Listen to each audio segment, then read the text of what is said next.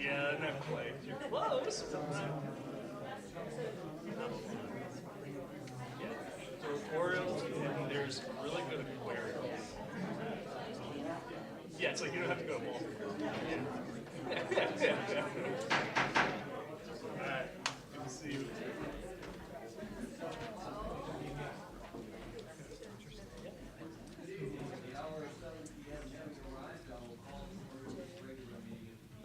Can you turn on your microphone, please? Sorry. Good evening. This is the hour of 7 p.m. Having arrived, I will call to order this regular meeting of the Keene City Council. This meeting is being broadcast live on the City of Keene YouTube channel and Spectrum Channel 1302. The video is also streamed on the city's website and is posted by the end of the next business day, barring any technical difficulties. If you would like to receive an electronic City Council packet to reference while viewing future broadcasts, please contact the city clerk's office during business hours or go to the city's website and subscribe to the city meetings email list. This agenda is also accessible from any mobile device. And I'd like to ask the clerk to please call the roll. Randy Alfilio. Here. Michelle A. Chalice. Here. Catherine I. Workman. Here. Brian J. Lake. Here. Jacob R. Favalise. Here. Laura E. Tobin. Here. Robert C. Williams. Here. Philip M. Jones. Present. Chris E. Roberts. Here. Bettina A. Chadbourne. Edward J. Haas. Here. Laura E. Ruddle Miller. Here. Molly V. Ellis. Here. Thomas F. Powers. Here. Mitchell H. Greenwald. We are a quorum of 15. I'd like to ask Councilor Roberts, would you please lead us in the Pledge of Allegiance? To the flag of the United States of America and to the republic for which it stands, one nation, under God, indivisible, with liberty and justice for all. Okay, I'd like to recognize Councilor Greenwald for a motion to adopt the minutes of our previous meeting. Thank you, Your Honor. Move to adopt the minutes of the May 21, 2026 meeting as presented. Second. Seconded by Councilor Powers. And all those in favor of accepting the minutes as presented, the motion carries unanimously. Thank you. Okay, some announcements before we get into our public hearing. Tonight is the season opener for the Keene Swampets. And seeing as we're all missing it, your next opportunity is June 6th at Alumni Field. And let's support the team that brought a conference championship to the city of Keene last year as they defend their title. Also, coming up this weekend, on Friday evening is the start of the Keene Art Walk. It's sponsored by Monadnock Arts Alive. The Art Walk continues through June 14th, Sunday. Also, this weekend, on Saturday is the Taste of Keene Food Festival. It begins at 11:30 and runs to 3:30. You can buy your tokens online at tasteofkeene.com. That's one word, tasteofkeene.com. They'll be on sale during the event at the event headquarters, which are going to be located at the head of Central Square by the flagpole where they were in the past year. So if you order them in advance, you'll be at a will call and it'll go faster, a quicker line than waiting for the same day. And also, this Saturday at 10 a.m., the Parks and Recreation Department will be sponsoring a Goose Pond Spillway dedication. And you'll recall that that is a donor-sponsored contribution to the city to add that spillway to the walk. And for those of us who have been around Goose Pond a lot, taking off your shoes and walking on your heels and getting across the spillway. This is a vast improvement. Thank you very much. And thank you, Savings Bank of Walpole, who was a generous donor for that project. And also on Saturday, for those who recall the Second World War and the D-Day entry onto the European continent, it is D-Day Remembrance Day on June 6th. So turning to next weekend, in advance of our next council meeting, we've got on the 13th, the annual Keene Outdoor Craft Fest and Classical Muscle Car Exhibition at the Keene Middle School. That is also the night of the Keene Jazz Orchestra's concert at the middle school, both of which sound like interesting events. And on the 14th, the U.S. Army will be celebrating its 251st anniversary. And then next Friday, the 19th, well, that's after our 18th meeting, but get it on your docket, the Juneteenth celebration sponsored by the Keene Human Rights Committee will be held at Fuller Park at the Parks and Recreation Department's outdoor amphitheater. And yes, it's always a good event. Okay, other dates of interest for the council. We have a fiscal policies workshop on June 30th at 6 p.m. here in the council chambers. A couple other announcements. If you had a chance this last weekend to enjoy the Moco Arts production of A Midsummer Night's Dream, there are some things that just make a small city seem big. And the 150 kids that participated in that event, dancing, hip-hop, ballet, and tap, it just, what an enriching experience for those kids in our community.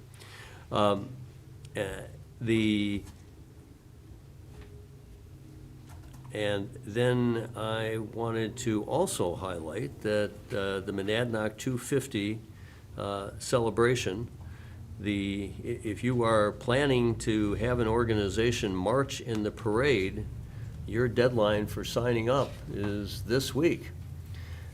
So please go to the monadnock250.com website. That too is one word, www.monadnock250.com. And register your organization to be part of the event. The organization will receive a banner to use as they march down the street. Anything else, Molly, that we should cover? Registration is tonight. I'm extending it by one day. Not really. While you're listening to this meeting, please sign up. All right. Okay. So we are about to have our public hearing on the budget for the 2026-2027 fiscal year. Before we move on to that public hearing, I want to point out that there are copies of the budget book that were available. I don't know if they're still at the table. Well, we did have those available. If you wish to look at this while we're going through the meeting, there is a QR code, and is the QR code in the room? Yep, it's right on the table. It's over on the table as you entered. If you go to the QR code, it'll give you the site on which to download the budget book, and you can peruse it as we're going through. I'd like to ask the clerk to read the public notice of the hearing. Certainly. Notice is hereby given that a public hearing will be held before the Keene City Council relative to Resolution R 2026-09, which at the time of the printing of this notice would require that the sum of $32,434,768 be raised by taxation during the current year which together with $47,345,766 for estimated operating revenues aggregating $79,780,534, is hereby appropriated for the use of the several departments of the city government, and further that the sum of $5,446,533 be appropriated for capital expenditures and capital reserve appropriations in the city proprietary funds, funded by the use of capital reserves, fund balance, and current revenues for the fiscal year beginning July 1, 2026, per order of the mayor and councilors of the city of Keene, this 7th day of May, 2026. Thank you. So I'll be going through the budget department by department, sort of, but following the budget book outline. And I'll be asking if there are members of the public who wish to come forward and testify or offer comments on any section, but we'll move through section by section. Please come forward and let us know that you have an interest in speaking by section. Okay, and let me say that this hearing is coming at a point in the process where the city manager presented a set of recommendations to us. You'll see those clearly pointed out in the budget proposal in the book and what's on the website. That the Finance, Operations, and Personnel Committee spent a good month going through section by section, hearing from department lead directors about their budgets, any changes, accomplishments over the past year, and goals that they have for the coming year. There were opportunities then for the committee to make amendments to the budget. They had been made at the last meeting. And so that some of the numbers that were just in the public notice have been altered, and I'll hit that highlight that I think is the most significant change that is reflected in these two figures. And following this evening, there will be no further public testimony unless it is in a written form. There is no further consideration by the Finance Committee. The next consideration of the budget will be by the full council on June 18th. And the public must comment by June 16th at 1 p.m. To the city clerk. It's actually going to be June 9th. And the reason Oh. is those comments get acknowledged at the Finance Committee meeting and filed. So Okay. that they become part of the All right, public thank you, record. thank you. Updated notes. Thank you. Right. So the updated note is that if there are written comments, they need to be received by the city clerk's office by Tuesday, June 9th at 1 p.m. Those written comments must be signed and submitted to the city clerk, and they will be read then into the record of the Finance Committee at its June 11th meeting. Okay. Okay. I think we can proceed. Good? Yes.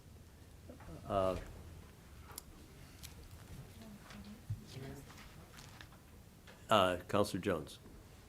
Thank you. If I could make a request, although the public is more than able to make generalized questions or generalized comments, but if they're speaking to a specific line item, could they or staff tell us the page and line item so it's easier for us to follow along? Sure enough, and I will be introducing each section by page number as well. And I want to introduce Carrie Chamberlain, who's joined us at the podium, and she is our finance director, done a great job on pulling this together, and yeah, is available if we need to call on her. Okay, we're going to first hit some overview points that are covered in pages 6 through 33. So the proposed fiscal '27 operating appropriations of all funds, the number is now $80,225,389, with only $32,941,678 raised by property taxes. So you may wonder the difference there. The operating budget has about $20 million of funds that are raised in other manners, our intergovernmental transfers, grants, and license fees, et cetera. That brings us, that general operating budget up to approximately 52 million. And that total amount that's raised through property taxes is less the amount that goes to the war services credits. So the total amount, the gross property tax effort is $33,381,578, and that includes $439,900 for war service credits that are authorized by the state and the city council. So overall, this budget is increased by $2.6 million over the budget of fiscal '26. That represents an 8.3% increase in the overall adopted budget. That sits within our fiscal policy guidance and has a tax impact of $1.14 on the city tax rate. To cover what are the major drivers to the $2.6 million increase, $1.4 million is for salary and benefits that are either negotiated or part of a 3% general increase on salary. There is a $560,000 staffing increase for the fire department to lift the staffing levels per shift to 12 from the current level of 11. And then the remaining $600,000 is distributed to cover all other kinds of expenses. Some program increases. If it's a program change, I will highlight that as we go through the budget. Overall, the proposed tax rate, when you include local education tax, the state education tax, the county's increase, that this will have an overall increase that is 9.86% over the fiscal '26 rate.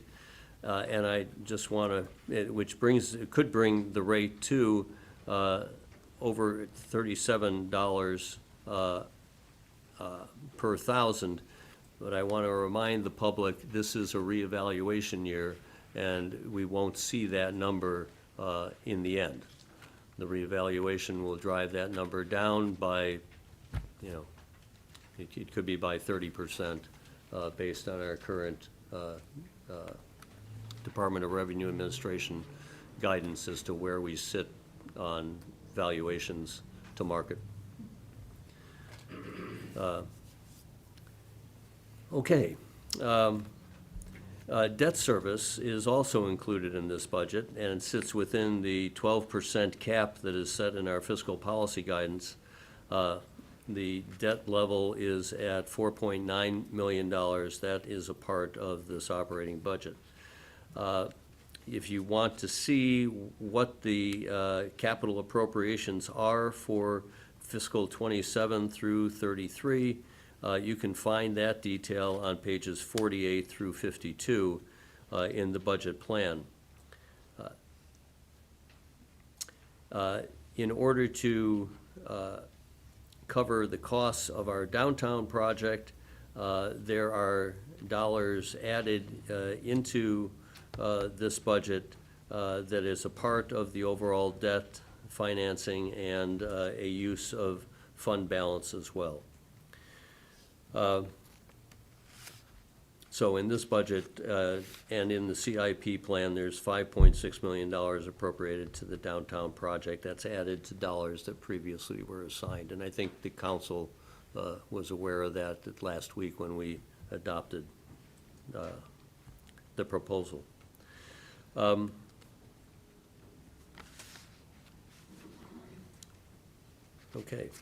I think that covers the general budget highlights that I needed to be covered. Good, moving on. We're going to look now at the elected and appointed officials' budgets. These begin on page 40 and run through page 72. The smallest part of the budget are the mayor and council's part of the budget.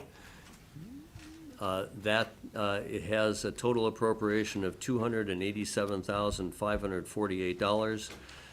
The Finance Committee added a couple of dollars into that budget that were left out, $3,500 for training expenses that were opportunities for the mayor and council for attending events and conferences and training. There is also a $3,000 increase for the Human Rights Committee and a reduction of $450 that eliminated a Sentinel subscription that was offered at a discount for council members. So that's been eliminated. That covers that portion of that budget. Then, if there's no questions on that, I'll move to the outside agency funding. That is covered on pages 43 through 45. Recommended this year is a total funding of $334,764. If folks want to come forward and talk about that budgets are described, what those outside agencies are, beginning on page 43, with their budgets shown on page 45. Any outside agencies, folks wishing to testify on this part of the budget? I'll move on to community-funded events. You can find those community-funded events on pages 46 through 48. I'll remind, so that the summary of those events are on page 46. It includes the support for the July 3rd Independence Eve fireworks for 4 on the 4th, for the Clarence DeMar Marathon, Keene Music Festival, and these are mostly where the city is putting forward some in-kind services that are budgeted, in fact, through this appropriation. If there are any testimony, I see somebody coming to the podium. Our first guest. Thank you, Mr. Stroschein. Please introduce yourself. Alan Stroschein, 27 Salisbury Road here in Keene. I am the race director for the Clarence DeMar Marathon and a proud member of the Keene Elm City Rotary, which is the direct beneficiary of this particular event. I'm just simply here to thank you all for long-standing support of this event, your continued support of this event. We are well on pace to run our 48th Clarence DeMar full marathon. It'll be our 12th half marathon, and we will have our kids event and our super senior event all scheduled on Sunday, September 27th. I told this to the Finance Committee when I appeared in front of them, but I will extend it to all of you as full council, that I am eternally grateful for the relationship we have with the city. The partnership we have with the city makes our event better every single year. We spend a lot of time together with city staff going over and updating and improving protocols so that the community is safe, that our runners are safe and our visitors are safe, and it's a very successful event. So I'm just here to extend that thanks. We do not take this support for granted at all, and are grateful for it. So thank you very much. Thank you for your testimony.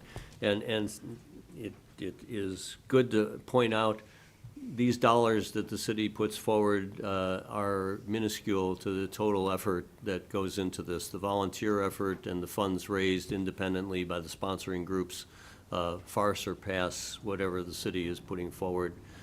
So thank you, and the recognition that it brings to the city to host these events is significant, and Yeah, Mr. we too need to be grateful. Mr. Mayor, to that point, through registrations through today, we'll have 35 states represented here on race weekend, as well as Canada and the UK. So we usually get into the 40s by the race weekend comes, so we bring a lot of people to our beautiful little corner of the world here, and it's a proud weekend for us. So thank you. Thank you. Mr. Remy?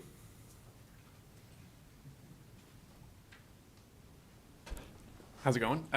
Michael Remy, 55 Castle Street. I'm here, two hats. I'm the vice president of the board for Let It Shine, who puts on the Pumpkin Festival, and the president of the board for TOK Inc., which is the organization taking over Taste of Keene starting next year. So KYPN has run it for the last 5 years. They're breaking it off into its own organization. I wanted to make sure this group was aware of that. So it'll be TOK Inc. going forward, hosting that event. Same event. In both cases, both for the Pumpkin Festival, working around the construction however we possibly can, getting creative with the placement of the tower, but working through that with the protocol team here. And then for the Food Festival, I couldn't pass up the timing. The Food Festival is in 2 days, so come check it out. It's this Saturday. Please come check it out, 11:30 to 3:30. This year is hosted by KYPN. Next year will be hosted, and that's what we're talking about tonight, is next year, by TOK Inc. Yeah, thanks for all the effort you put into this. It's really, it's a great kickoff to our summer season. I get to take this year off and go have fun at it, so. Any questions? Thank you. Thank you. Counselor Jones. Thank you. I just want to remind the public and our newer counselors that anything on that community events page, although we have numbers on there, we don't pay money out. It's in-kind services that we perform for that group, and just for accounting purposes, we put a number on it. Just making that clear. So it's not money being paid out. Indeed. Okay, we're moving on then. The capital appropriations I already mentioned. You can find those on pages 49 through 52. The capital appropriations not funded by debt, and in this budget total $7,367,049.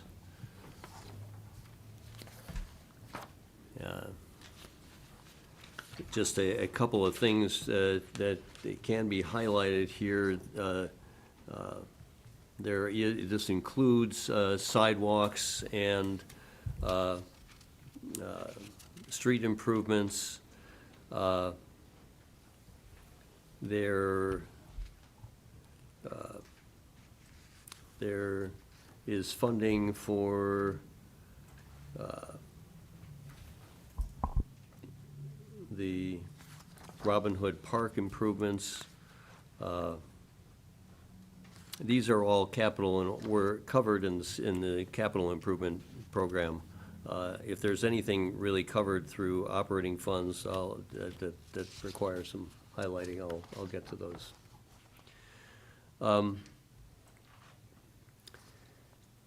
So we now move to the, assuming no questions there, we'll move to the city manager's part of the budget.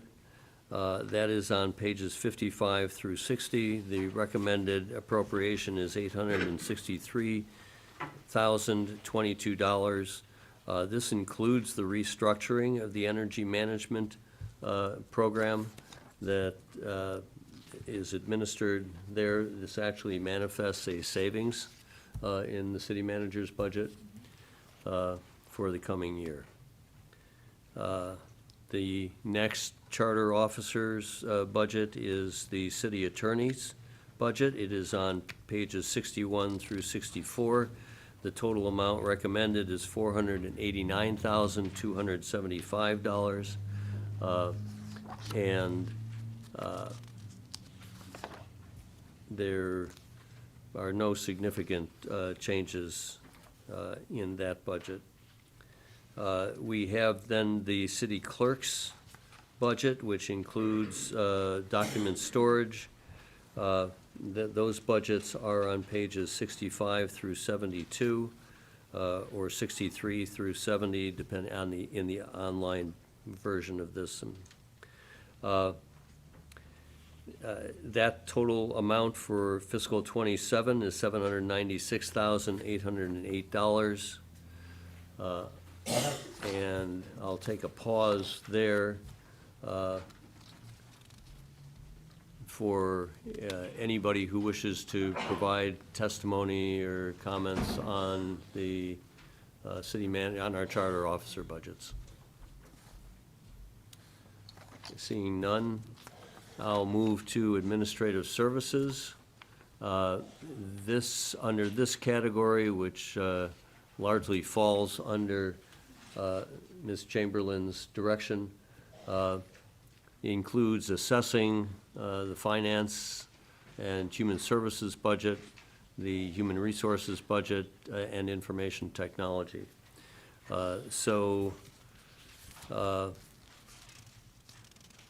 Well, actually, it has discrete.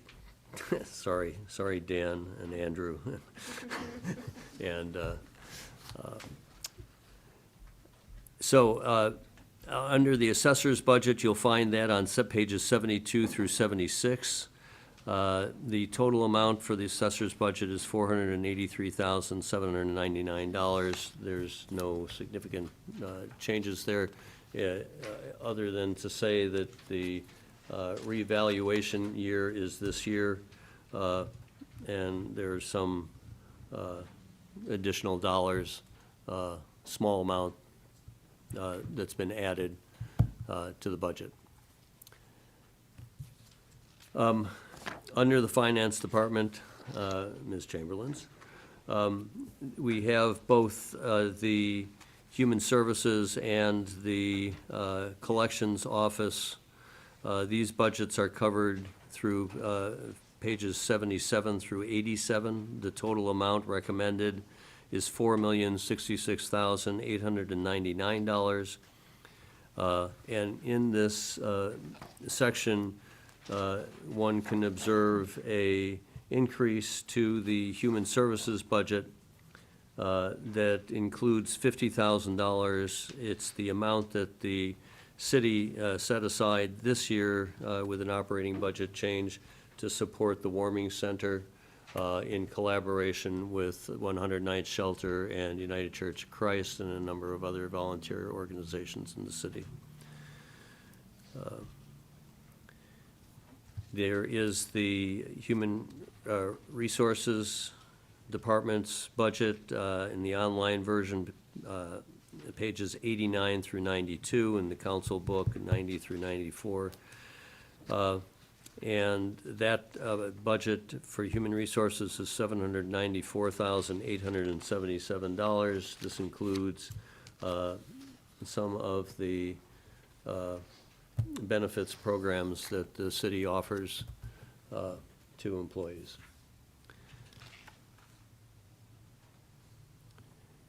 Following that, on pages 93 through 97 in the online budget is the information technologies department. That total budget is $2,187,156. It includes dollars for moving some services to cloud-based software, which is enabling some workplace efficiencies in a number of departments in the city, as well as some cybersecurity provisions now that we're in the cloud-based world. So between those, that is $107,000 for, to cover those kinds of increased expenses in the coming year.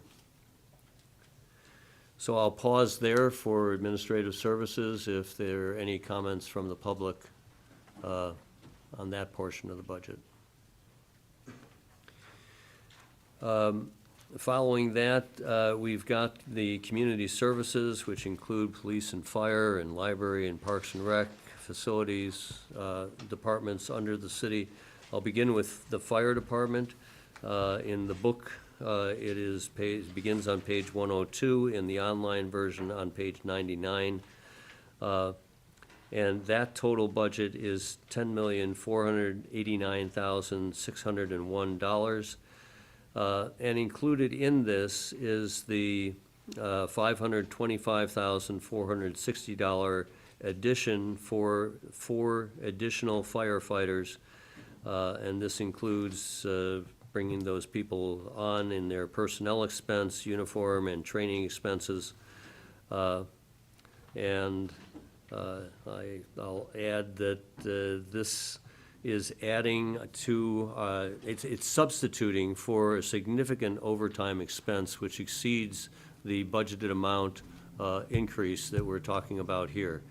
And that is largely due to emergency services, ambulance services that the city has picked up with the loss of a private provider. And safety is job number one for the city and the fire department. If it's going to have if it's going to staff emergency services over 3 shifts and have sufficient staff to cover those overtime needs, this 12th person on each shift is an essential part of the budget. So that's where we are adding these 4 additional firefighters. In addition to this, there is an increased dispatch expense, and these are dispatch services that we were billed for. That's $103,000 in this budget. So, that is, if anybody cares to comment on fire department's increased staffing in this budget, but this proposal was adopted at the last Finance Operations Personnel Committee meeting after a significant amount of study that was done by the department. Okay, we'll move to the library's budget. The library budget can be found on pages 110 in the bound book, in the online version on page 107. The total amount required for the library in the coming year is $2,031,983.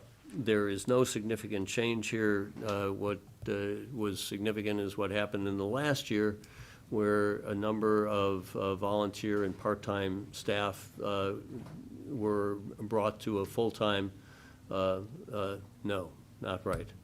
Well, we did some staffing adjustments to the library in the last year, and those have been absorbed into the operating budget.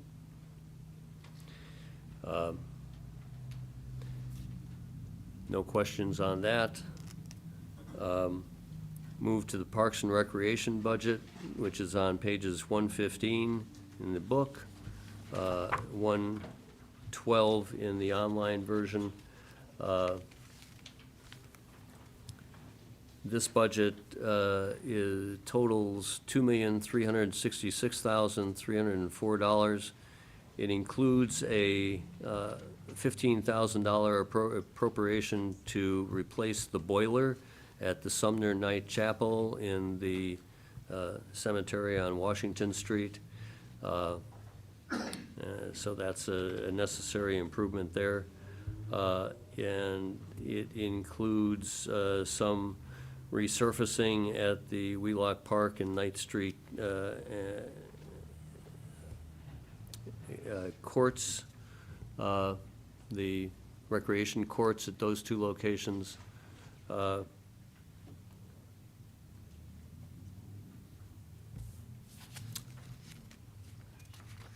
were some significant programming suggestions as to how the programs might change for after-school programming, enhanced summer programming, and activating a volunteer network that are all part of the program for fiscal '27. No comments on that. I'll move to the facilities part of the budget.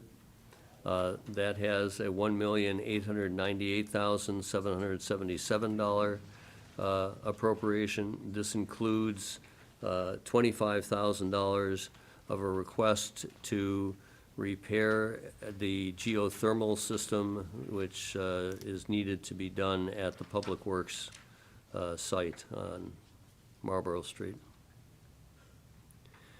And then finally, the police budget, which is on pages 136 in the book and 133 in the online version. The total amount recommended for the year is $9,520,965. I wanted to just check something there. Yeah, this is actually a decrease in the police budget year over year because of vacancies that have been unable to be filled. And yet there are sufficient funds to fill the additional vacancies that exist within the department. In other words, if you know somebody who's interested in joining the Keene Police Department, please talk to Chief Stewart. There's sufficient funds here to flesh out the staffing, and it's a multi-year challenge to do that. Seeing any comments from folks on these significant parts of the city's budget? Seeing none. Move to the municipal services part of the budget. The most significant portion of the $8,520,000 for municipal services, which includes airport, community development, and the Public Works Department. The total amount here, which is Public Works, takes up the bulk of this money, is $8,520,848. The budget for the airport from the operating budget is $902,000.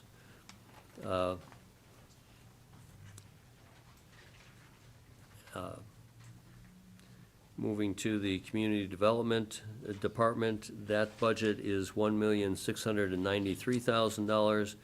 It includes a movement of a part-time planner position in the department that's currently funded out of the general fund, that position would move to a full-time assistant sustainability planner with additional duties that support the department. That additional funding is part of a donation that was solicited by the Energy and Climate Committee that carries a 3-year, $25,000 commitment. And that is enabling us to move that to a 100% time position. So that should help us as we implement our master plan efforts and the major initiatives under environmental. And then the Public Works Department requires an appropriation of $5,924,121. You'll find that on pages 163 in the book and page 160 in the online version. This includes additional dollars for tree replacement, $30,000, and additional dollars of $75,000 for street light replacements with LED fixtures around the city. Any further comments? You see a hand up?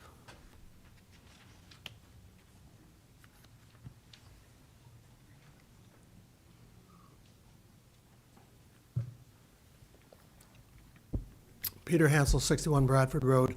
I don't know whether I missed the time to get up, but I was mainly wanted to talk about the sustainability officer, which is a part-time position to start, and just encourage you to keep that in the budget.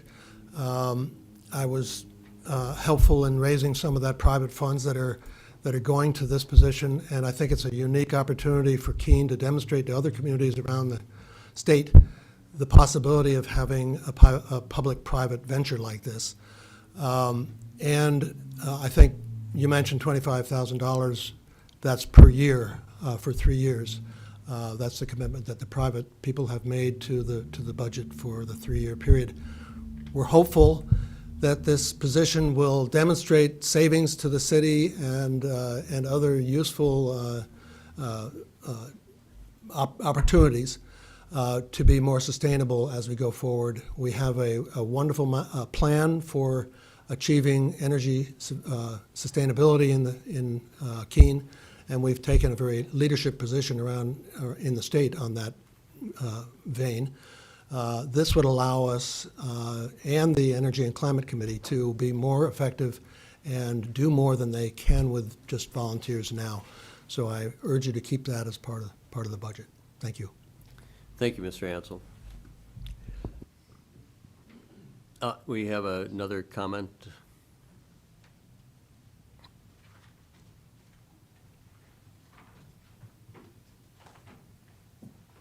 I'm Dee Robbins, and I'm from 11 Hancock Street in Keene. I've been a resident here since 2004, and I'm... Can you turn on your microphone, please? Oh, sorry. Would you Now it's repeat on. your name? Do it again. Dee Robbins, 11 Hancock Street. I've been a resident of Keene since 2004, and I'm here to support the position for the sustainability coordinator. I have been involved with the clean energy team since its inception in 2017, and a couple points I wanted to make, which is one thing is I wanted to read from, I was studying everything from the 2007 Climate Adaptation Plan to the 20 Forward Visioning Plan, and it's very consistent in a couple of things. One is this is hard work. There's a lot of facets to it, and it really needs a sustainability coordinator. In the 2007 Climate Adaptation Plan, I read here, first steps to begin implementation and ensure long-term success. To ensure the longevity of the city's climate protection planning efforts, Keene should consider hiring a sustainability coordinator as recommended in the CCP action plan and reiterated in this document. So it's been a long, long time that this sustainability coordinator position has been suggested as an important part for implementing both the energy plan from 2020 and also for this visioning. The visioning, forward visioning says that it's, I think there's also a lot of public support. My experience from 500 people marching in the climate march in 2017 to more than 40 people on the clean energy team that were here and involved with the resolution for 100% renewable energy. And myself with the clean energy team, we had a special climate cafe as an interfaith community.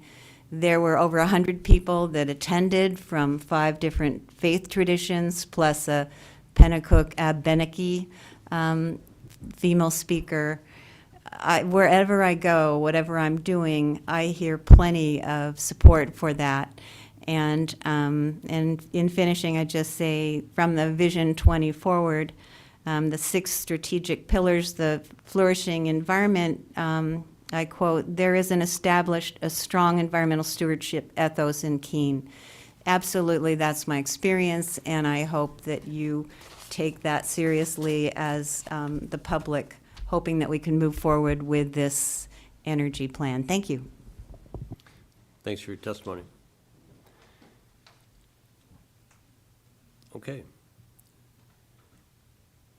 We'll move now from the operating budget to the enterprise budgets. These are self-supporting entities that include water and sewer utilities. To support the budgets for these two services, there is recommended a 5% rate increase over most of the charges that are for sewer and water in the coming year. As offered testimony, these are trying to play catch-up for our failure to adjust rates in past years, and is a second year of moving towards trying to recover not just the inflation over this anticipated year, but trying to recover a couple of % per year for our lack of increases in the past. So the increase, you can see the sewer fund is being covered on pages 216 in the council book. It begins, and on the online version on page 208. The sewer fund is covering $6,948,343. And there are a number of specific project improvements there. Insulated doors at the loading dock for increased costs related to chemical expenses for the wastewater treatment plant. Increased fees for sludge hauling and disposal, and some solar devices that are being acquired to save additional operating dollars in the future. In the capital projects that are being taken on for fiscal '27, there are a couple that are really significant to the city's future. One is at the Black Brook Pump Station. That's a long distance to get to the wastewater treatment, so upgrading that pump station is a pretty important step to further development in that area and sustaining the development that we have. And then there is the Martel Court Bypass Project. This is providing some insurance for us to make sure that the wastewater that needs to get to the plant is in fact reaching there, and that we don't have a single point of failure in our system. Any comments on the sewer fund? Move to the water fund, which is covered on pages 232 on the council book and 223 in the online version. Water fund is raising $5,310,000 in the coming year. This includes dollars that relate to paving. That is an increased expense related to water main breaks, as we've experienced several over the year, and they have a lot of experience as a result as to what it's costing them for those paving improvements or replacements. There is an ongoing effort to refurbish the Court Street Pump Station that's requiring additional expense in the coming year. And they are also facing increased chemical testing expenses, and that's important as well. So capital improvements that are being covered that are a part of the improvement program for fiscal '27 include the Fox Avenue and Glen Road pump stations. I know from experience this last year, they were points where improvements need to be made. And then some other improvements that relate to being able to distribute water on a more regulated basis with valve replacements and instrumentation along the way. So that covers the water fund. We have some internal chargeback systems, and you can find, I should have paused on water. Any questions about water, sewer? Seeing none. Move to chargeback systems. We've got a chargeback for our PC improvements and replacement programs. That begins on page 189 in the book and 196 in the online version, raising $72,000 in total appropriation for the year. And the fleet equipment services, that's all of the vehicles that the city uses for our emergency services, as well as our our public works department. That budget is $3,022,997, and again is mostly on a chargeback system. And then some other revenue funds. I assume there's no questions. I should have paused. And then a couple of special revenue funds. The parking fund you can find on page 182 in the book and 176 in the online version. The parking fund is raising $1,216,000 in this coming year, and that includes dollars for the capital improvement on the city parking structure, which we can observe is ongoing currently. And then we have the solid waste department. And the solid waste department, you can find that, which includes the landfill and transfer station. You'll find those budgets on page 202 in the book and 195 in the online version. The total amount being raised here is $6,026,984. That includes a reduction in personnel expenses relating to some transition in personnel. And it includes for fiscal '27 climate-controlled processing project, as well as a important project for fire suppression systems. And we know the problems that we've experienced, whether it's from lithium batteries or other failures to have adequate suppression systems at the disposal station. That covers every inch of the fiscal '26-27 operating budget.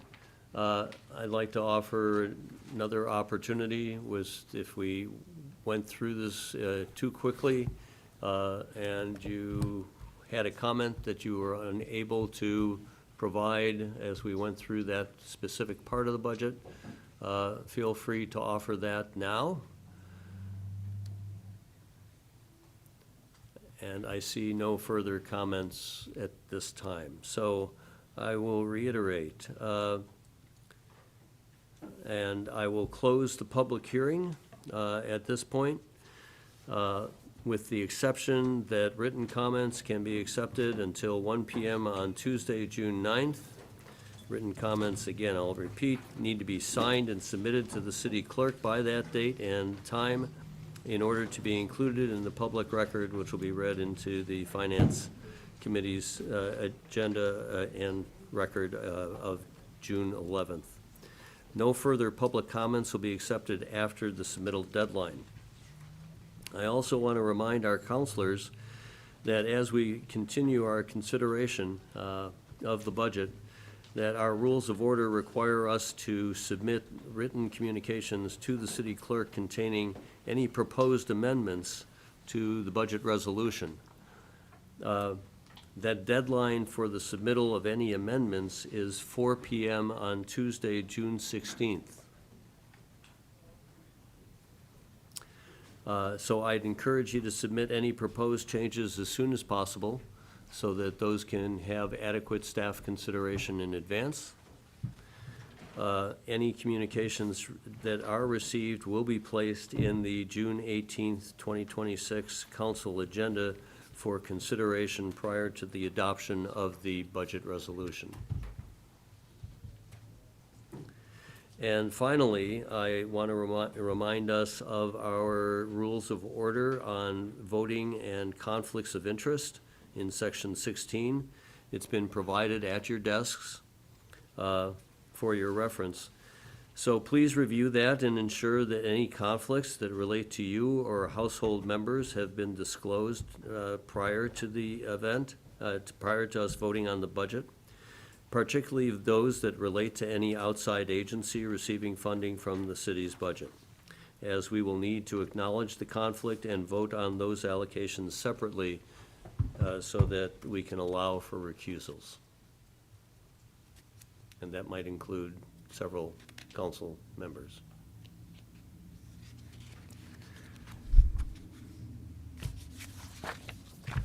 We are concluded with the operating budget review. If anybody, if we need a break, I'd offer it. If not, we can plow ahead. I'd like to ask the clerk to cover our nominations and confirmation for the evening.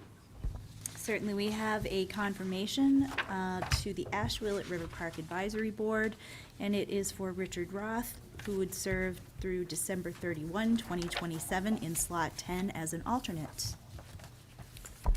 I'd like to ask Councilor Greenwald for a motion. We should do a standing move to confirm. Are you on? Second. Yeah. Whatever. Thank you. Thank you, Councilor Lake.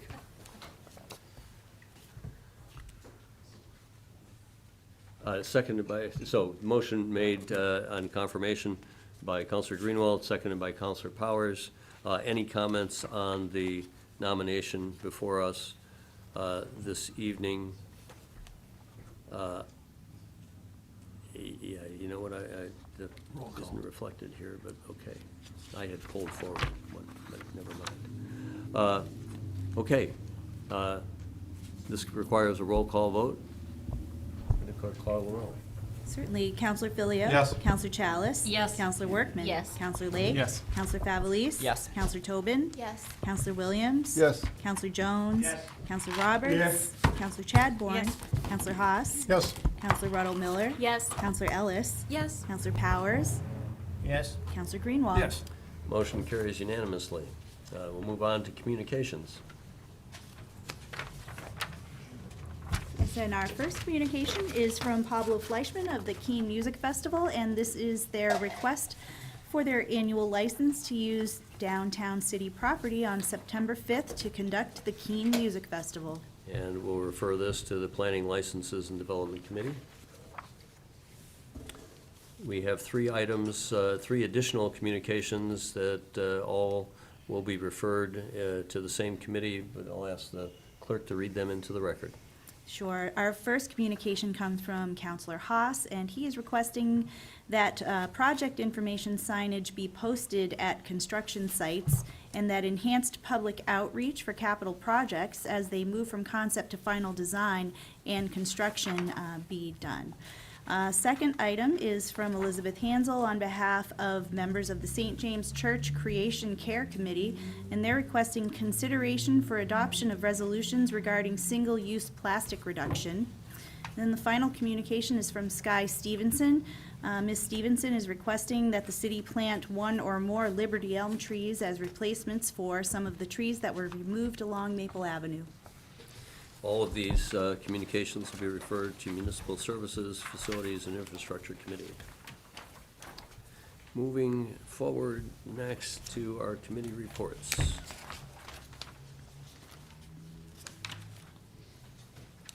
And unless anybody has an objection to want to talk about the next three items that are recommended as informational, to be filed as informational, we will take them all up together. So our first informational report from the Municipal Services, Facilities, and Infrastructure Committee. Can you turn on your microphone, please? Oh, sorry. Our first committee report related to a request to address nuisance dog barking during daytime hours. The second informational report is a report out relative to concerns relating to cars congesting Royal Avenue during school pickup. And finally, the third MSFI committee report is an NHDOT project update on the reconstruction of Route 101. And these reports will be filed as informational.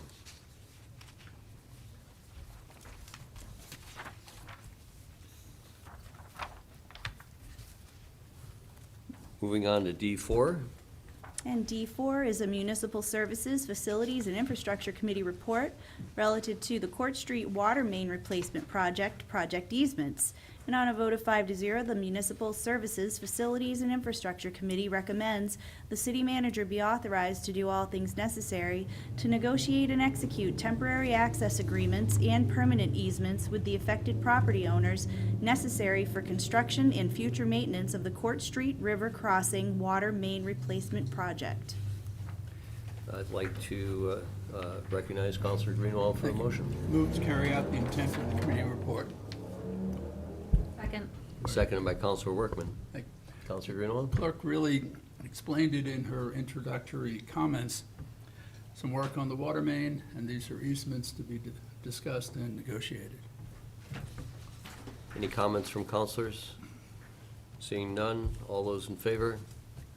Motion carries unanimously. Moving on to the next two items, which are recommended as informational. Would the clerk please read these?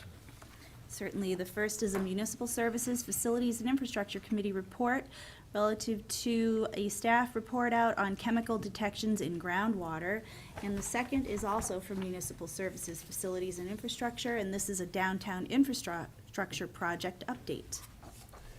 And both of these were recommended as informational and shall be filed as such.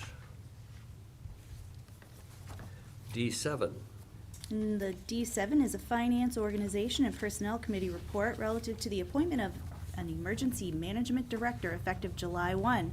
And on a vote of 3-0, the Finance, Organization, and Personnel Committee recommends, in accordance with RSA 21P:39I and City Code of Ordinances, Section 30-58A, the appointment of Rick Wood as the city's Emergency Management Director effective July 1, 2026. I'd like to recognize Counselor Powers for a motion.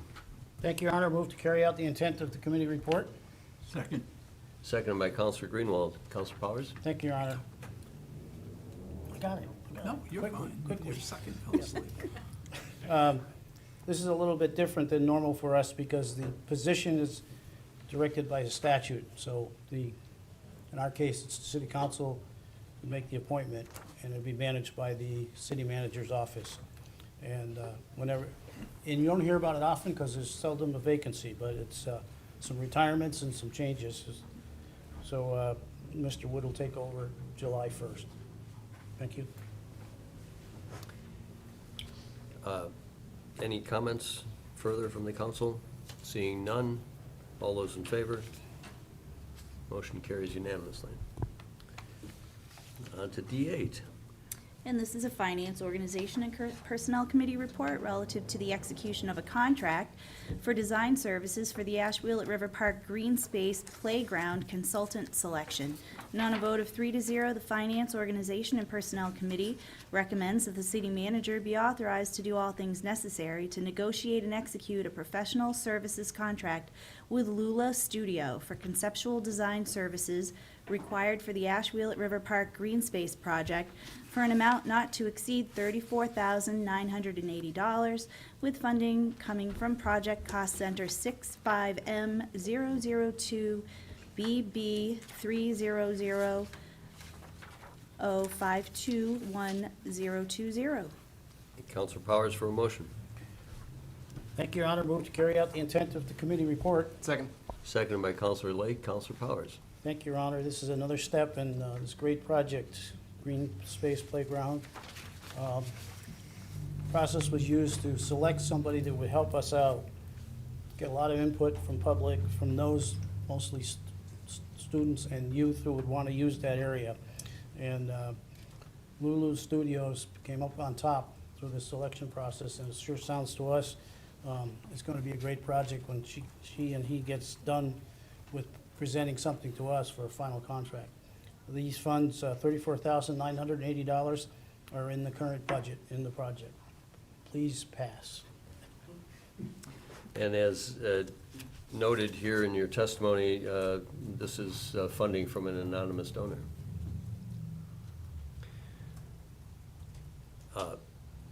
No further comment? All those in favor? Motion carries unanimously. D9. And this is a Finance, Organization, and Personnel Committee report relative to the execution of a contract with the Fire Department for professional health services. And on a vote of 3-0, the Finance, Organization, and Personnel Committee recommends that the city manager be authorized to do all things necessary to execute a contract with Professional Health Services to provide NFPA 1582 occupational medical physicals. Recognize Counselor Powers for motion. Thank you again, sir. Move to carry out the intent of the community report. Second. Seconded by Counselor Lake. Counselor Powers? Thank you, Your Honor. This is a 3-year contract. This firm will come here, work with the fire department to put everybody through a physical that meets the NFPA standard. It's not like the physical you or I are gonna take. It's much more stringent, it's much more concerned about the exposure each of the members has been through in the last year or 2 years as they work through their position at the fire department. This is a different firm, although 3 firms were solicited. This contract that was offered to the city was the best service, and they will come here and everything will be here, ready to go. And this will be for 3 years, and the money is in the budget each year that the physicals are done. Thank you. Thank you.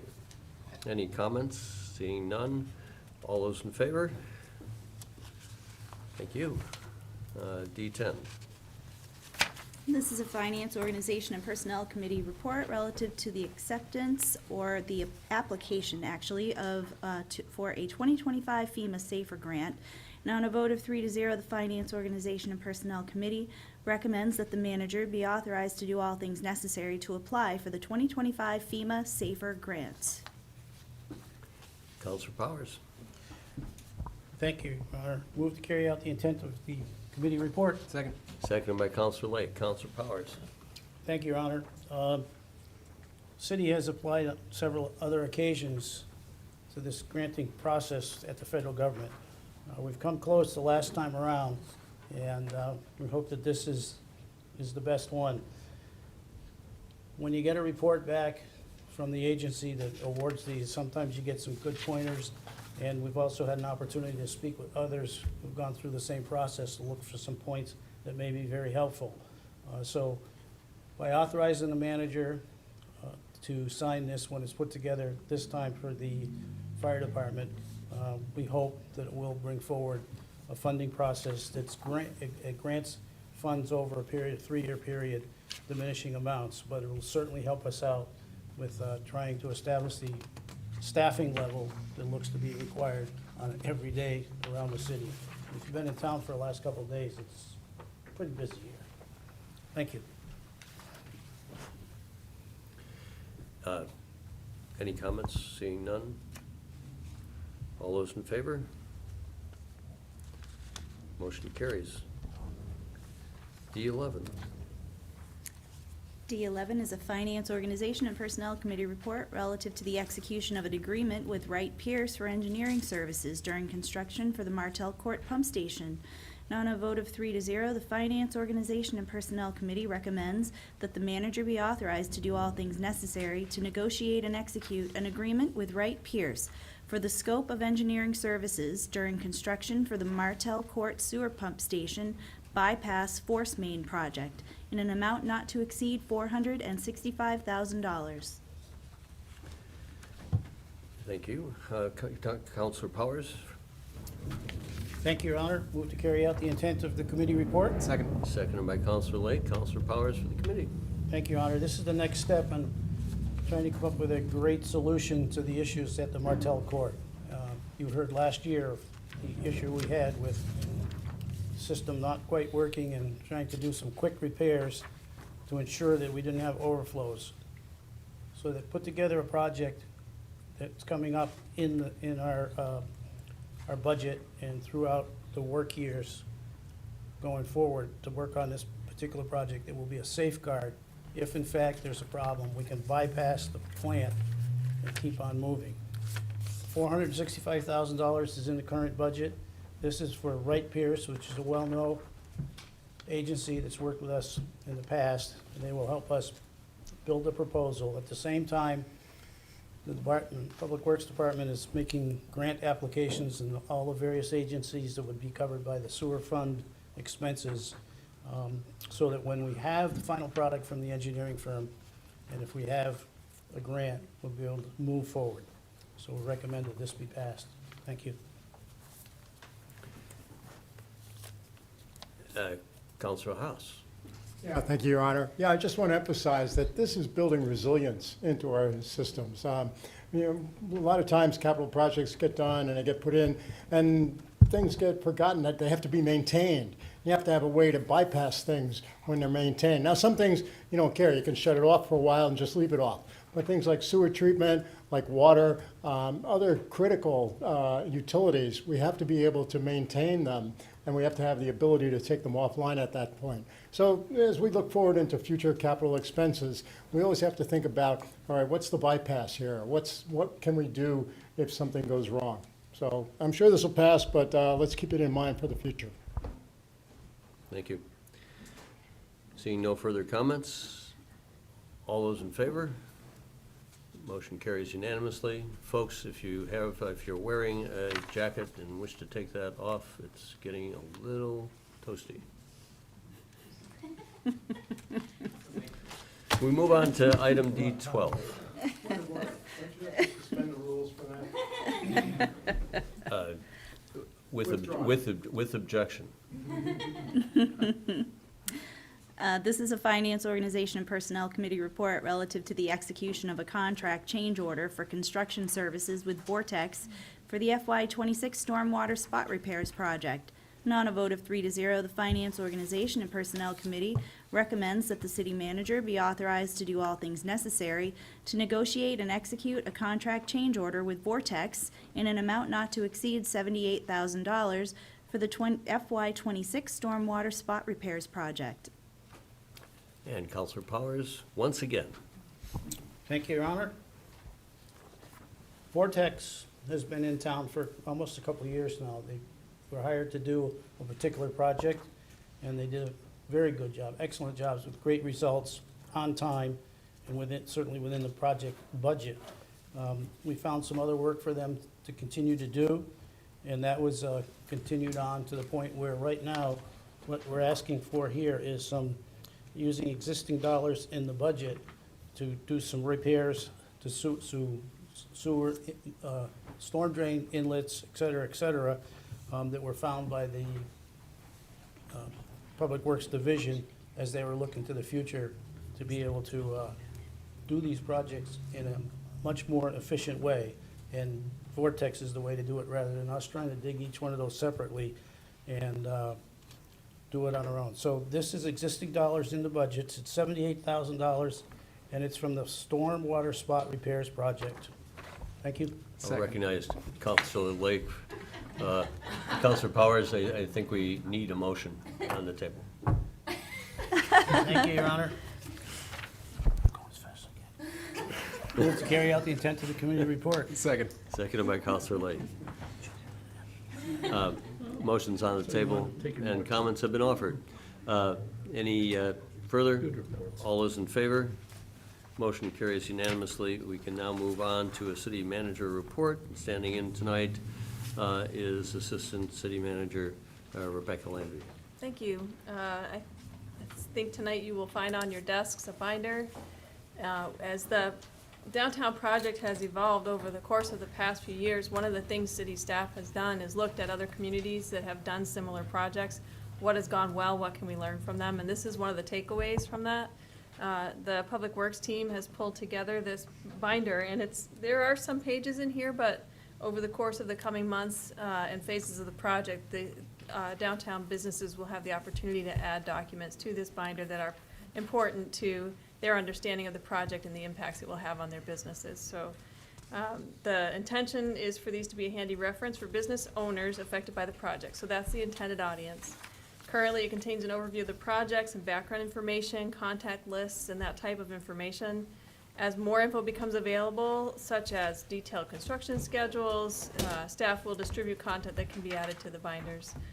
Section 5 is currently empty. At the request of the Downtown Business Group, that section will be reserved for information that they wish to disseminate to the business owners as well. That's it. Thank you. Okay, we can move on to reports from city departments, and we have a couple. Our first report is from the fire chief, and this relates to a previously approved grant award for the 2025 Hazardous Materials Emergency Preparedness Grant Match, and it's a correction to the record. Councilor Powers, will you offer a parliamentary motion? Yes, sir. I move to suspend the rules, Section 26 of the Rules of Order, to introduce and act on the correction of a grant match. Second. Seconded by Councilor Lake. You know, who got that? I think Tobin. Tobin did. Thank you. Motion's on the table. You can see the dollar differences that there are here. Small but important to document accurately. Suspend the rule first. This is to suspend the rules. Takes a vote. Would the clerk call the roll?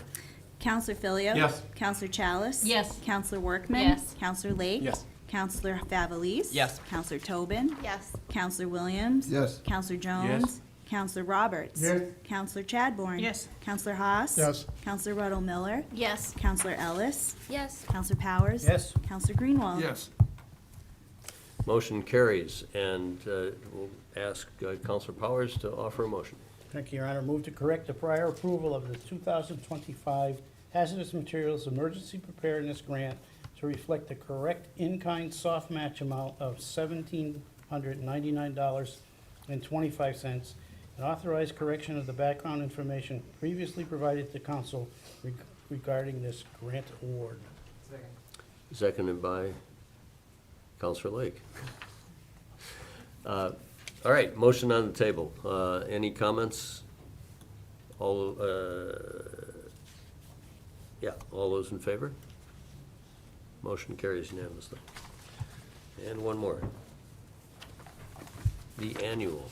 Yes. The final report is from my office. It's from me, and it relates to the warrant for unlicensed dogs. And we are requesting this be referred to PLD for authorization to issue the annual warrant this year. And we will refer that to PLD, but I'll note to everybody, notice the number here, that if you were keeping track of numbers in past years, this is down. So congratulations, or thank you, people who are dog owners, for complying to a greater extent than in the past. Yes, we're very happy about that.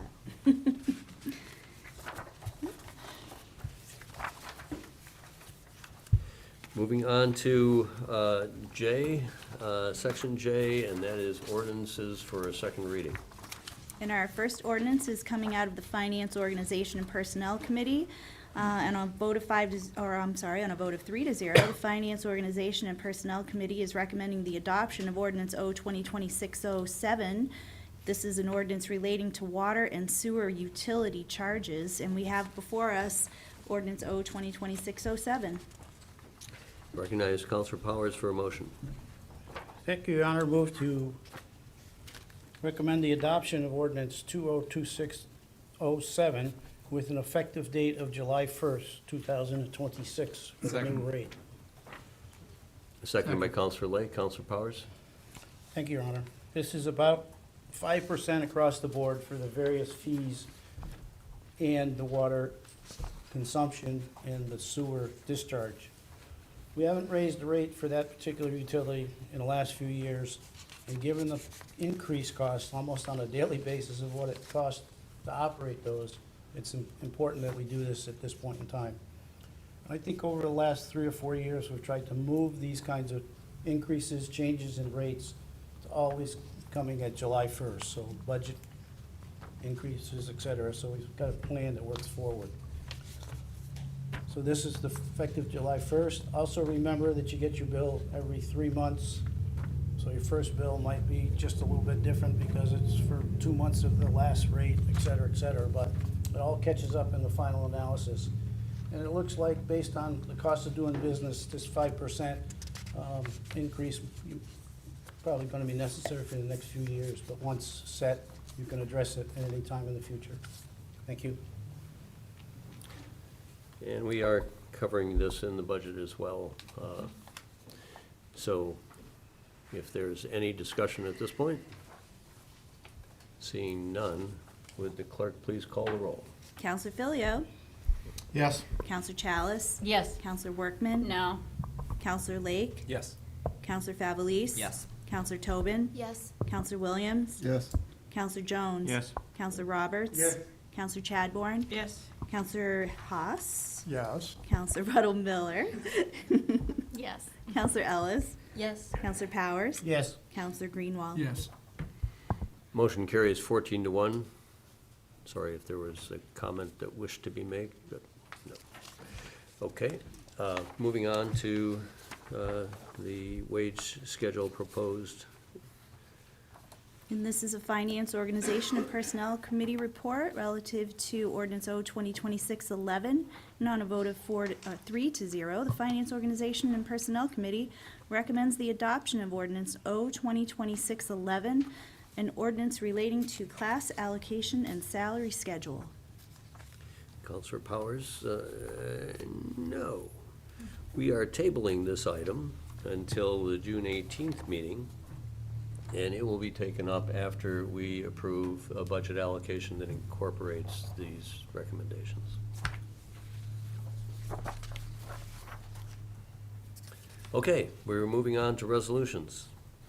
Our first resolution comes from the Finance, Organization, and Personnel Committee.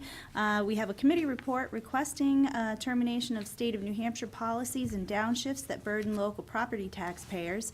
And on a vote of 3-0, the Finance, Organization, and Personnel Committee recommends the city manager be directed to introduce a resolution for consideration at the next council meeting, requesting an end to state downshifting and unfunded mandates that increase pressure on local property taxpayers. And along with that report, we have Resolution R 2026-23, a resolution requesting termination of state of New Hampshire policies and downshifts that burden local property taxpayers. And Counselor Powers for a motion. Thank you, Your Honor. Move to carry out the intent of the committee report. Second. Seconded by Counselor Lake. Counselor Powers? Thank you, Your Honor. This was brought forward by Counselor Jones, brought it to our attention, and we discussed it at one FOP meeting. However, all the parties that we wanted to be there and the time didn't present itself, and it actually gave us an opportunity to spend a little more time, get a lot more input, and you have before you a resolution that is pretty pointed in terms of the issues that we are wrestling every single day, and it's going to go forward to those folks in Concord that make a lot of decisions, and I think it really shows some emphasis on the part of the community when it's passed by the city council to go forward, and that's why I would like to see a unanimous passage of this resolution. Thank you. Thank you. Counselor Jones? Thank you, Mr. Mayor. This is just, it's a communication tool to our state legislators, executive counselors, and the executive level, being the governor. We're not the first to have mentioned these problems. Back in March and April, when the SB2 towns were doing their towns. There was over 50 warrant articles that came out supporting these same issues. It's ubiquitous across the state, the problems that are hampering the cities. So this is a communication tool that we're going to send to all the above mentioned people, just letting them know that we're concerned about what's happening and what's downshifting down to us at this level. And I have to tell you, being up in Concord, all these other cities, they are not reaching the legislators. We have agreed at the meeting that we would send it out to all the legislators, executive counselors, and the governor, and try and express our concerns to all. Councilor Jones, thank you so much for bringing this forward. I think this is a sign of leadership that whether this, by the city of Keene, whether this has an impact immediately or it's a cumulative effect that other towns will join over the next legislative season. I think it is an expression that many towns ought to be wanting to reiterate on their behalf. If you put these $2 amounts together just for room and meals and for the retirement expense, this would take out of our city tax rate about this accounts for over, it's like 4% of our city budget, a couple $1 million, and it's having to be compensated by a tax rate, and so this is significant. The impact is significant. Councilor Haas. Thank you, Your Honor. I appreciate the detail that's in this now. This is a living document that we should all carry with us as we go around the state and visit with other communities or other people and make them aware of what these numbers really are. So we've got something in hard copy now that we can really work with. So I thank the committee for putting it together, for Councilor Jones for initiating it. Yeah, and the city manager for hearing testimony about, let's get more specific, because I think now we can cite the $2 million impact. I can do the math fairly quick, but this is like 7% of our tax rate is wound up in compensating these downshifted costs. Councilor Favolis. Yeah, thank you, Mr. Mayor. Just real briefly, because I will be out of town next week and won't have an opportunity to address this at the committee level, I do think one of the things we should think about moving forward is whether specifically addressing this to Governor Ayotte by name is helpful or harmful in our focus on the kind of issue and message here. So just something for the committee to think about moving forward. Thank you.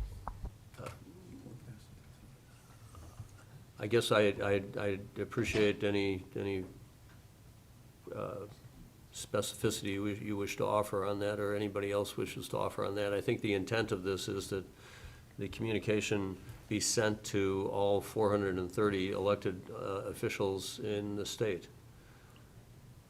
Councilor Favolis. Thank you, Mr. Mayor. I just noted in reading the therefore be it resolved section, the governor is the only individual called out by name, and that drew my eye. So I think something for the committee to consider. I see. Would you like to offer that amendment? Councilor Jones. It's actually meant for the governor in general, but we specifically have one governor. That's the only reason why the governor is named there. We can change it and generalize and just call the governor if the council so wishes. We can make that amendment. And I'm looking, I'm not making an amendment because nobody's nodding, so. Councilor Ruddle-Miller? Yes, I mean, I thank you. I feel like my interpretation of this and the reason why I think it is so important is that for this year's State of the State to have our executive stand up and say that the reason why costs are unmanageable is because of all of the cities and towns, and it has nothing to do with the state level. So I think this is a direct reflection of comments that our current sitting governor has made about our local governments, and that doesn't just have to do with us as elected officials, it has to do with firefighters, police officers, people who do make their own budgets, and that seemed kind of like a slap in the face to all of the people who work for municipalities across the state. So to me, leaving her name in directly as the person who stated that the state government has nothing to do with the affordability crisis in this state is appropriate at this time. Counselor Tobin. Thank you. I have, I guess, a couple of thoughts about that. So first of all, I want to say that reading this, I felt like it was really strong. It articulated a pattern throughout time and the impact, and I really appreciated that. In terms of Councilor Favalis's comment, part of me is kind of inclined to agree with that, and I think with respect to what Councilor Ruddle Miller was saying, I think that oftentimes we have to choose between whether we want to whether we want the actual problem fixed or whether we are angry and want to sort of almost pay back that person because of something that they said. And so I think I just want to be careful that the issue that we're addressing is the actual problem itself. And I can imagine that whereas we mention other roles here, it really is only one individual. It's not the governor, it's a specific governor. And I guess I would kind of add on that when we show a pattern of history, we go back to 1967, and going back that far, it's not just the one governor who has kind of been responsible for making all of these decisions. We have one governor right now, but I guess that would be my thought. Counselor Jones. Thank you, Mr. Mayor. Our background notes will show that it was our intent to send hard copies to our local legislators and a hard copy to the governor. So when we do address it, it will be to a specific governor. All the rest would be getting it digitally. So I just wanted to point out that we are sending a hard copy to the governor, so it would have her name on there. Thank you. You're right. With the electronic letters to all else. Counselor Roberts. Mr. Runtz, my fellow councilwoman hit it right on the head. This is not a Republican payback, and this is not a Democrat payback. It's been all the governors. Because in 2010, when we had a Democratic leadership and we had a Democratic mayor, that's when the budget was changed to remove the retirement funding and stuff. I also remember the Speaker of the House says, this is the education funding. I think it was something like $1.2 million, created a committee, and that committee said, this is what an adequate education would be. It wasn't the other way around. So there's been people on both sides of the aisle for political reasons who have not looked at a lot of the small towns and cities. And so, yes, all the governors going back have to be called out because in a lot of ways they acted the moral courage to take care of the towns and the citizens of New Hampshire. So it seems like what we were debating here, or at least commenting upon, is that Keene call upon the governor is one option, or as it is currently stated, call upon Governor Kelly Ayotte. Councilor Favalis. Thank you, Mr. Mayor, for a parliamentary inquiry. Sure. So my understanding of where we're at and why I made reference earlier to not being here next week to address this at the committee level is that we have a committee report in front of us that has not yet been adopted. The mayor asked, would I be interested in moving an amendment? And so I'm a little bit confused about whether or not we're going to be taking a vote on the resolution now, or if it's going to be going back to committee for another look and then coming back. No, the intent of this evening is that there be a vote On the resolution. on the resolution. Because, and it is recommended that this resolution has been prepared, go ahead. City attorney looks like she's primed and ready to bail me out. No, the intent is that it be adopted tonight. It's in response to the committee process where a resolution was requested, and the city manager did submit this draft resolution for carrying out tonight in response to that. There is a process where this resolution could go through the typical process, being referred down to committee and coming back. But the intention was, since there has been so much conversation and the intent has been clear, it's available to be adopted tonight. Councilor Workman. Thank you, Your Honor. In regards to whether we leave the governor's name in or not, I think the overall document highlights that multiple governors are at fault here, but the line, what we're asking, we are calling upon Governor Kelly Ayotte. We're asking for immediate action. That's our governor right now, so that's who can act on this right now. So I think leaving her name in is completely appropriate. Thank you. All right, we got second and third and fourth times. So, Councilor Jones? No, I just wanted to remind everyone that we're not here to lay the blame. We're not looking at, and yes, the blame goes back. We're looking, it's a communications tool to those who are presently there who can make these corrections or help us with these corrections or address these corrections. So it's not blaming it on others, it's addressing it to whoever is there, and that's it. Councilor Ruddle Miller. Thank you. I just want to clarify for the record, since there was some commentary around something I said, and I want to make sure that it is clear that this is not me thinking that this is like a payback situation. However, I do agree with Councilor Jones that this is the current sitting governor, so I'm not really sure who else we would call upon without making a specific reference, unless we're saying all future governors here henceforth. But that's it. This was not me saying, I hope we get payback on somebody. I want recognition from our executive level that things are becoming untenable for normal citizens in this state, and something needs to change immediately. Councilor Lake. Thank you, Mr. Mayor. I think I'd actually kind of broach this topic a little bit the first time it was in committee. My feelings were that we probably should just generally refer to the governor. If this was just a one-time letter that we were sending out, I think I'd be more okay with calling out the current sitting governor by name. But this is going to be a resolution that's on our books going forward. There's no end date to this. So I do think that it is more appropriate to call on the governor. So with that, I'll move to amend the resolution to strike Governor Kelly Ayotte and replace it with the governor.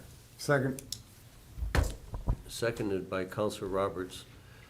We've had significant conversation on this. Are there any other comments that can be beneficial to the vote? Councilor Haas. Thank you, Your Honor. Just a question on the amendment. Will the word governor still be capitalized, as are the other elected bodies? I would think it should be. Should be. Thank you. So it will remain capitalized. Councilor Jones. Thank you, Mr. Mayor, and I'm fine with the amendment. It's still, when it gets mailed out, it's got to put her name, so we know where it goes. But I'm fine with the amendment staying the way it was suggested. Thank you. All right, we have an amendment that we're voting on. Call upon the governor and remove the words of her name. This will be a show of hands. Thank you. All those in favor of the amendment?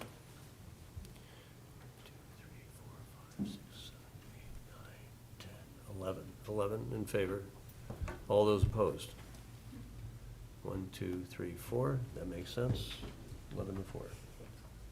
Okay, we have an amended version of the resolution before us. Again, significant conversation on this so far. Any further comments? Seeing none. Oh, Counselor Jones? I just want to know, will this be called A version? Yes, is it one? Thank you. Thank you. I'll ask for a vote on Resolution 2026-23A. All those in favor? And I appreciate the unanimous vote. I think that's important to come from the committee, and the note that transmits this can reflect the unanimous vote of the City Council. Thank you. Okay, moving on to D3. D2. Just a point of order, did they carry the intent of the report before they moved on to this? I just want to make sure we didn't miss anything. Yes. They did. Would you state your question? I just wanted to make sure we actually voted on carrying out the intent of the report before we took up the resolution for adoption. Did we take that vote and I just missed it? I don't think we did. I don't think we voted before the amendment, before we Okay, began I discussion. apologize, I should have Yeah. noticed that, Yeah. but I got swept up in the, Okay, listening to you all.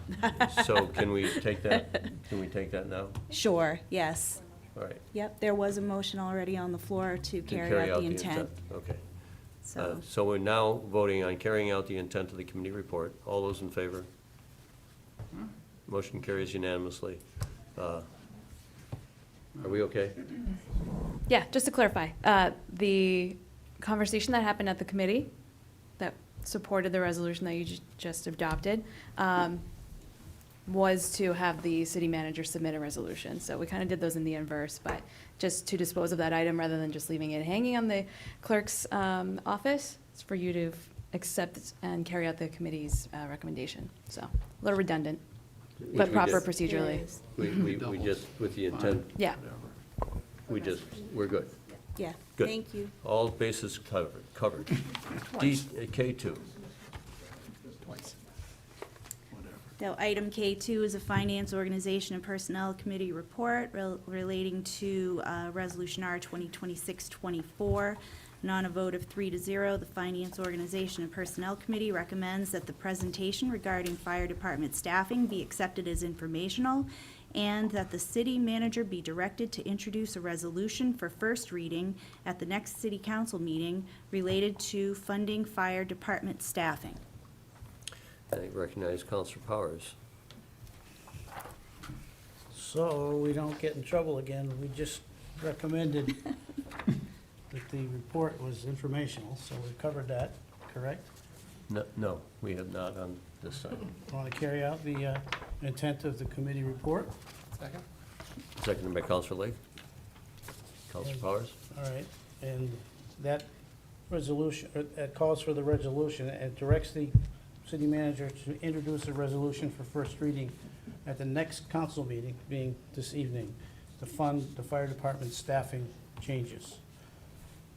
So, as you know, we've talked about this on a number of occasions this year, and in the final analysis last week, we decided that this should come forward for those additional personnel. And in order for us to vote on the entire budget in a couple weeks, we've got to get it into the plan. So that's what we're trying to do this evening. The rest of the budget items will be tabled until we come back. Thank you. All right, so the first vote here is to carry out the intent of the committee report. Let's get past that. All those in favor? Okay, so that's unanimous vote to carry out the intent of the committee report. We have a resolution in front of us, and I think the intent on the part of the city manager was that this be adopted this evening so it can be incorporated into the budget. And Check. okay, so I will ask Counselor Powers for a motion unless there's an inquiry. Counselor Jones. Thank you, Mr. Mayor. Hasn't it traditionally been that you say we will file the report and then we make a motion to adopt the resolution? That's where I'm looking for Counselor Powers to make that motion. Okay, but I think we haven't had a motion for the report, for the We intent just of the did. committee. That should be a filed report, correct? And that's what we just voted on. Yeah, usually we don't vote on that, that's one. Usually the mayor says that we'll file the report and then we get The report will be filed, we move for the adoption of the resolution. sure enough. I Thank you. just want to jump in and clarify. The committee's recommendation was to take an action. It wasn't just an informational report, so it did require a vote to carry out its intent. Which we just did, so we're good. All right, moving along. I think we know where we're at next. Counselor Powers for a motion. I would move for the adoption of Resolution R 2026-24. Second. Seconded by Counselor Lake. Counselor Powers. Thank you, Your Honor. This resolution will appropriate the sum of $525,460 to be raised by taxes during the next current year. And that's for the appropriation of the fire department for 4 additional personnel. And the breakdown is $483,900 for salaries, et cetera, and operating expenses of $41,560. It's getting late again. So we want to pass this so that we can put it into the budget that we'll deal with next time around. Thank you. And which we reported on. It's part of the $80 million that we discussed early on in the meeting. Yeah, Counselor. Just want to agree to this and express the importance of adding these 4 firefighters. As some of you may not know, Council Powers does, back in the early 2000s, I was one of the members of the call company. We were all certified firefighters. There was 27 of us. So at any particular call, you had 27 certified firefighters that could go to that scene. That's gone now. For whatever reason, people can't get out of work, employers aren't letting people go. New generation comes forward, they're like, you're doing what for free? So this is extremely important because not only are we down what looks like 8 firefighters, we're really down an extra 27 from the early 2000s, and the calls have doubled since then. So as much as a lot of us are trying to be as tight as we can with our belts with taxes, this is imperative that we pass these funds for the extra 4 firefighters. Thank you. Counselor Chalice. And if you hadn't had the opportunity to be a part of all these conversations, what I heard was that our existing firefighters are putting in 60 to 70 hours a week. These are people that we are counting on to be very specific in how they are helping us in dire circumstances. So I cannot speak strongly enough to the fact that we are protecting our current employees by hiring additional employees to make sure that we have a safe working environment, to make sure that we are treating our current employees well and allowing them to be human beings, and it's just critical. Thank you. Seeing no further comment, would the clerk please call the roll? Counselor Filio. Yes. Counselor Chalice. Yes. Counselor Workman. Yes. Counselor Lake. Yes. Counselor Favelis. Yes. Counselor Tobin. Yes. Counselor Williams. Yes. Counselor Jones. Yes. Counselor Roberts. Yes. Counselor Chadbourne. Yes. Counselor Haas. Yes. Counselor Ruddle Miller. Yes. Counselor Ellis. Yes. Counselor Powers. Yes. Counselor Greenwald. Yes. Motion carries unanimously. Thank you very much. It will be included in the budget, and so our finance director doesn't have any alterations yet. Okay, on to K3. Item K3 is a Finance Organization and Personnel Committee report relating to bond resolutions, and on a vote of 3-0, the Finance Organization and Personnel Committee is recommending the adoption of Resolution R 2026-10, a resolution relating to appropriation of funds for the Ashwheelet River Green Space. It's further recommending the adoption of Resolution R 2026-12 relating to the appropriation of funds for the Downtown Infrastructure and Improvements Reconstruction Project, and R 2026-13 relating to the appropriation of funds for the Gilboa Ave Solar Pavilion Project, R 2026-14, relating to appropriation of funds for the Lower Winchester Street reconstruction. R 2026-15, relating to appropriation of funds for roadway preservation and rehabilitation program. R 2026-16, relating to appropriation of funds for the Robin Hood Park Improvement Project. R 2026-17, relating to appropriation of funds for the Stormwater Resiliency Program. R 2026-18, relating to appropriation of funds for the Martell Court Bypass Project. R 2026-19, relating to appropriation of funds for the Downtown Sewer Improvements Program. And R 2026-20, relating to the appropriation of funds for the Water Distribution Improvements Program. And further, there is a recommendation for the withdrawal of Resolution R 2026-11, which relates to the Ashwillet River Dam Repair or Removal Project. Okay. We need to accept the withdrawal of that one project. The intent then for the remaining resolutions is that they would be tabled until the June 18th adoption of the budget, so that we know that we've got the funds raised to defease the bond payments. But we need to adjust the budget for this withdrawal. Councilor Powers for motion. Move to recommend the approval of the withdrawal. Second. Seconded by Councilor Lake. Any questions on that? Councilor Ruddle Miller. Thank you. Thank you. May I just get some clarification around the withdrawal on this, seeing as how I have heard in my short time on council that this comes up like a bad penny, apparently? Thank you. Thanks for asking. Yes. I believe the answer to that question is it's not going to be included in the next budget year, but it's being pushed out. And I think for the same reason that it's been pushed out in the past, I don't think that there's a clear resolution to what the recommendation would be for replacement or removal. So we get another year. Okay, all those in favor of withdrawing project 2026-11? That motion carries. And for the remaining bond resolutions, again, they will be tabled until the June 18th meeting. Okay, we are on to item K4. Item K4 is a Finance Organization and Personnel Committee report relating to Resolution R 2026-09B. On a vote of 3-0, the Finance Organization and Personnel Committee recommends the adoption of Resolution R 2026-09B. We have before us R 2026-09B, a resolution relating to the 2026-2027 fiscal year budget.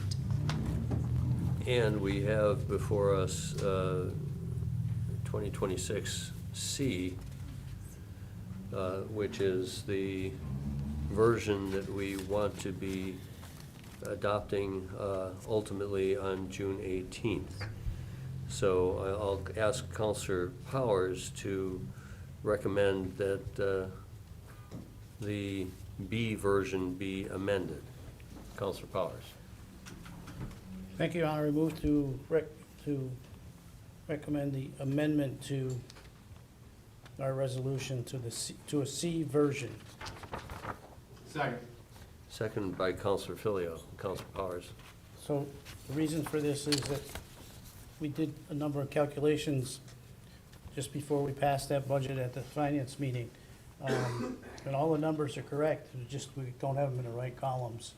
So what you're gonna vote on in the final analysis in 2 weeks is correct, but we just didn't have included the income and the expense and the total amount of money that was read off in the resolution. So that'll be fixed when it comes forward to finance next time, and when it comes to city council, unless somebody adds a couple $1 million for us, that's what you will see for the next year's budget.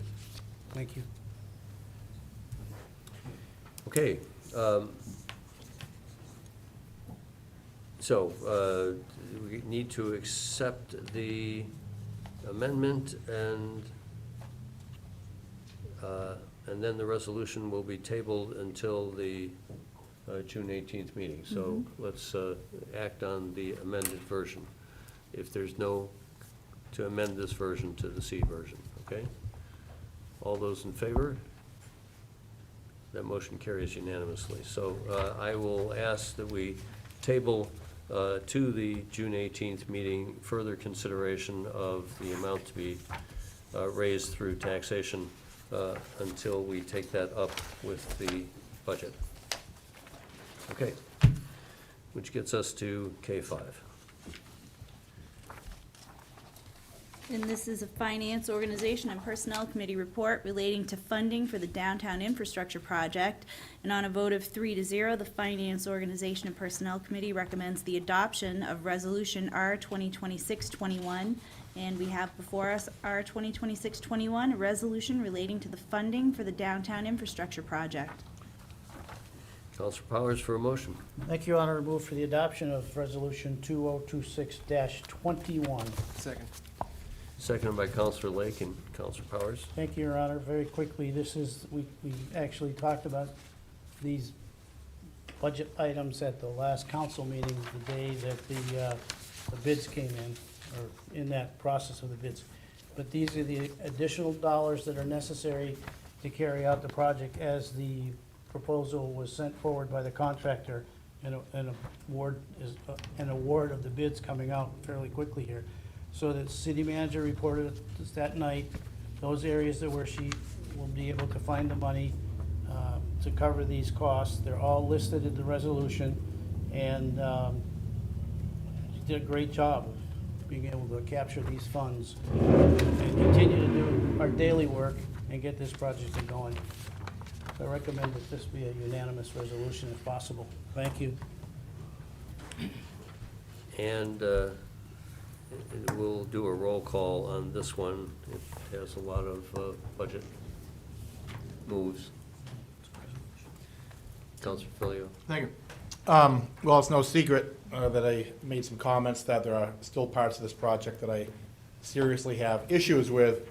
This particular resolution, I feel we need to pass because no matter whether there's parts of this project I liked or didn't like, this will bring down the cost to the taxpayer.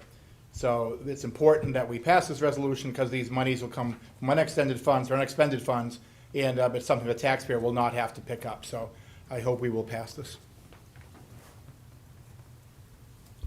Okay. We are ready to call the roll. Counselor Filio? Yes. Counselor Chalice? Yes. Counselor Workman? Yes. Counselor Lake? Yes. Counselor Favelise? Yes. Counselor Tobin? Yes. Counselor Williams? Yes. Counselor Jones? Counselor Roberts? Yes. Counselor Chadbourne? Yes. Counselor Haas? Yes. Counselor Ruddle Miller? Yes. Counselor Ellis? Yes. Counselor Powers? Yes. Counselor Greenwald? Yes. Motion carries unanimously. And we have finished our agenda for the evening. We do have a non-public session that we will move to. I'd like to ask Councilor Greenwald for a motion. Just when you thought it was over. Move to go into non-public session to discuss land matters pursuant to RSA 91A:3 2D and legal matters pursuant to RSA 91A:3 2L. Second. And with the clerk, seconded by Councilor Chalice. Councilor Workman. Workman. Thank you. And would the clerk please call the roll? Counselor Filio? Yes. Counselor Chalice? Yep. Counselor Workman? Yes. Counselor Lake? Yes. Counselor Favelise? Yes. Counselor Tobin? Yes. Counselor Williams? Yes. Counselor Jones? Yes. Counselor Roberts? Yes. Counselor Chadbourne? Yes. Counselor Haas? Yes. Counselor Ruddle Miller? Yes. Counselor Ellis? Yes. Counselor Powers? Yes. Counselor Greenwald? Thanks for your enthusiastic votes. I'd like to ask Carrie Chamberlain and Paul Andrus that they remain for the discussion of the first item. Would you like a 5-minute recess? 5 cents. Really good. Just Carrie Chamberlain at the first one. We'll let the other two come in after. We can tell Oh, them. It's okay. okay.